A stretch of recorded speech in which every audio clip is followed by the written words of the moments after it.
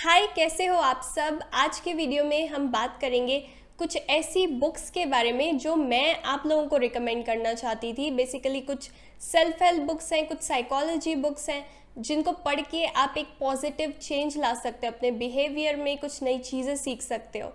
और मेरे पास कई कमेंट भी आ गए थे, दीदी कुछ बुक्स बताओ, तो आज हम इसी बारे में बात करेंगे।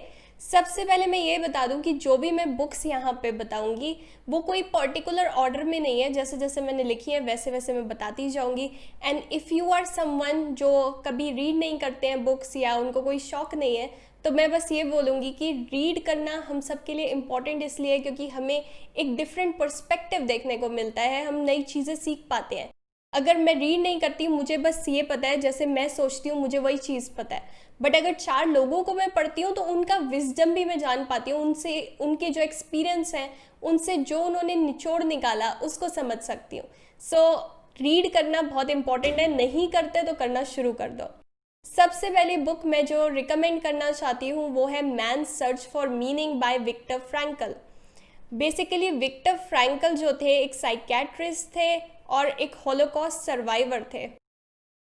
इस बुक में इन्होंने बताया है कि कैसे इन्होंने नाजी कैंप को सरवाइव किया, क्या चीज़ थी कि ये वहाँ पे गिव अप नहीं करा इन्होंने। अगर आप ऐसे हो जो बहुत ही डीमोटिवेटेड, आपको लगता है सारी प्रॉब्लम्स मेरी लाइफ में है, बहुत परेशान हो जाते हो, अपनी लाइफ का मीनिंग ढूंढ रहे हो, तो ये बुक बहुत ही अच्छी है। एंड ऑनेस्टली मैं एक दिन बहुत उदास थी जब ये मैंने बुक पढ़ी थी, थोड़ा टाइम हो गया मेरे को पढ़े हुए। इस बुक में जो उन्होंने लिखा हुआ है ना, एक एक लाइन में बहुत ज़्यादा इमोशन है और तुम्हें लगता है कि कितनी ज़्यादा प्रॉब्लम्स इस बंदे ने झेली हुई हैं। जब हम किसी ऐसे बंदे की बुक पढ़ते हैं ना जिसने हमसे बहुत लेवल पे ज़्यादा चीज़ें झेली हुई हैं, तो हमें अपना जो दर्द होता है ना वो हमेशा छोटा लगने लग जाता है। ऑल्दो मैं ये नहीं बोल रही कि आपकी प्रॉब्लम्स छोटी हैं उसकी बड़ी हैं, बट कहीं पे हम रिलेट कर पाते हैं कि कोई ये सर्वाइव करा है तो मैं भी कर सकती हूँ, वो एक मोटिवेशन मिलती है। सो ये बहुत अच्छी बुक है। कई कई जगहों पे आपको ये लगेगा कि कितना कोई बंदा सह सकता है।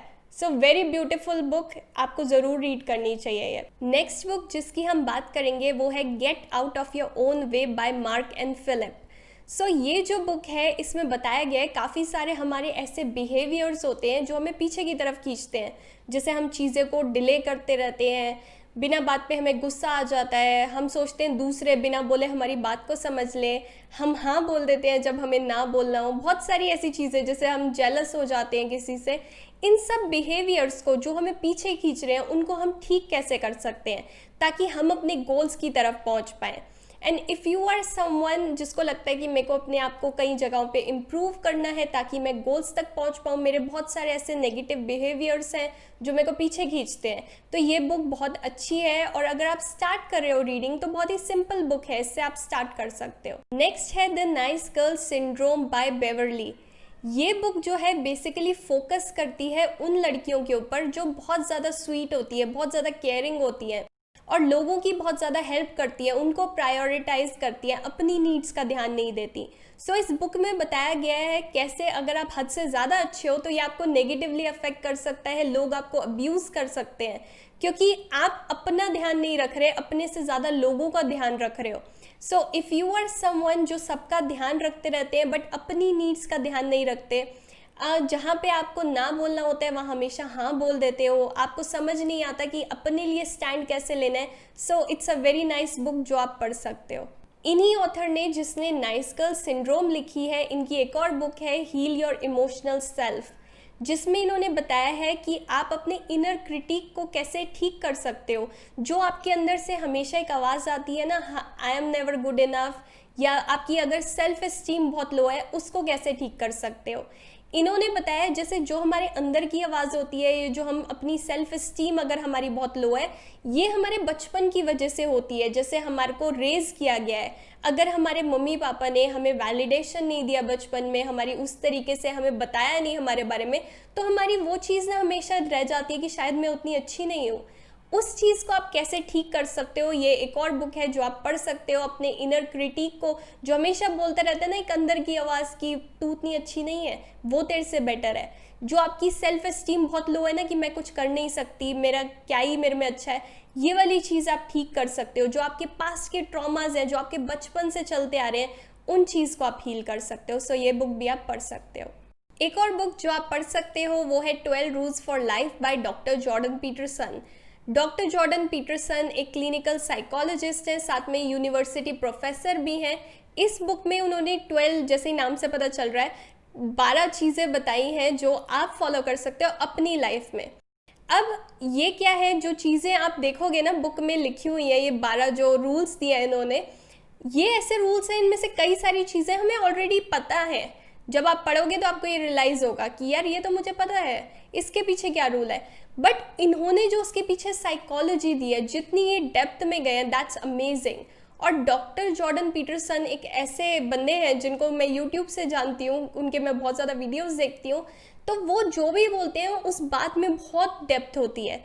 सो ही इज़ समवन जिसको हमें सुनना बहुत इंपॉर्टेंट है। अगर आपको साइकोलॉजी पसंद है, आप डेप्थ में जाना पसंद करते हो, सो ये उस तरीके की बुक है जिसमें आप पूरा नीचे जाओगे और फिर एक जर्नी पे जैसे हम जाते हैं और फिर बाहर आओगे। सो आपको एक डिफरेंट एक्सपीरियंस मिलेगा इस बुक से। नेक्स्ट बुक जो मैं बात करना चाहती हूँ, उस बुक का नाम आपने मेरे मुंह से 1000 बार अभी तक मेरे वीडियोस में सुन लिया होगा, बट स्टिल इस वीडियो में मैं उसको इंक्लूड करना चाहती थी, जो कि है the heroine's journey by Maureen Murdock. So ये बुक जो है मेरी बेस्ट बुक है, मेरी फेवरेट बुक है टू बी ऑनेस्ट, क्योंकि ये बुक को अगर आपने पढ़ना शुरू किया, आपने बुक स्टार्ट की, आप यहाँ पे एक डिफरेंट पर्सन हो। बुक आपने एंड की, आप एक डिफरेंट पर्सन हो। इतना इस बुक ने मेरा दिमाग खोला, एंड एक एक लाइन इस बुक की वॉज लाइक कि जैसे मैंने खुद लिखी हो। सो अब ये मेरी फेवरेट है तो डेफिनेटली ये नहीं होगा कि आपकी भी फेवरेट होगी। बेसिकली मैं उन लड़कियों को ये बुक रिकमेंड करना चाहती हूँ जो बहुत ही एम्बिशियस हैं या अपने करियर को लेके बहुत ज़्यादा फोकस्ड हैं, कुछ बनना चाहती हैं। ये उन लड़कियों के लिए, इफ़ यू आर समवन जो हैप्पी है अपनी लाइफ में, आप जो कर रहे हो सब कुछ, if you are like very ambitious और आप compete करना चाहते हो, आगे बढ़ना चाहते हो, सो उन लोगों के लिए ये बुक है कि कैसे एक लड़की जो है अपनी जर्नी तय करती है, घर से बाहर निकलती है और कहाँ पहुँचती है, उस जर्नी में क्या क्या होता है उसके साथ। वेरी ब्यूटिफुल बुक, एक एक लाइन पे मैं इस बुक की रोई हूँ। सो इसको ज़रूर पढ़ो अगर आप चाहते हो कि मैं अपने किसी गोल पे पहुँचूँ, क्योंकि आपको पता चलेगा कि आपकी जो पर्सनालिटी है उसको आप कैसे होल बना सकते हो अगर आप ये बुक पढ़ोगे तो। Last but not the least हम बात करेंगे द हैप्पीनेस हाइपोथेसिस के बारे में, जो कि बुक है बाय जोनाथन हाइड। तो इन्होंने इस बुक में क्या करा है, बेसिकली ये बताया है कि हैप्पीनेस एक्चुअल में हमें मिलती कहाँ से है। क्योंकि हमारे पास बहुत सारे आइडियाज़ हैं कि हमें हैप्पीनेस मिलती है जब हम कोई चीज़ खरीदते हैं, किसी गोल पे पहुंचते हैं। कई लोग जैसे जो फिलोसोफर्स थे उन्होंने बोला हैप्पीनेस जो है हमारा इंटरनल स्टेट है, वो हमें बाहर की चीज़ों से नहीं मिलती। सो इन्होंने इस बुक में हर एक चीज़ को आइडेंटिफाई किया कि इससे मिलती है, उससे मिलती है, मिलती किससे है। सो आप ये बुक भी पढ़ सकते हो, it's a very nice read. So ये थी कुछ बुक्स जो आप पढ़ सकते हो, अपने आप को इम्प्रूव कर सकते हो। आपके पास भी कोई बुक रिकमेंडेशंस हो तो प्लीज़ मेरे को कमेंट में बताना, शायद मेरे को भी कुछ नया पढ़ने के लिए मिल जाए। Until next time, take care.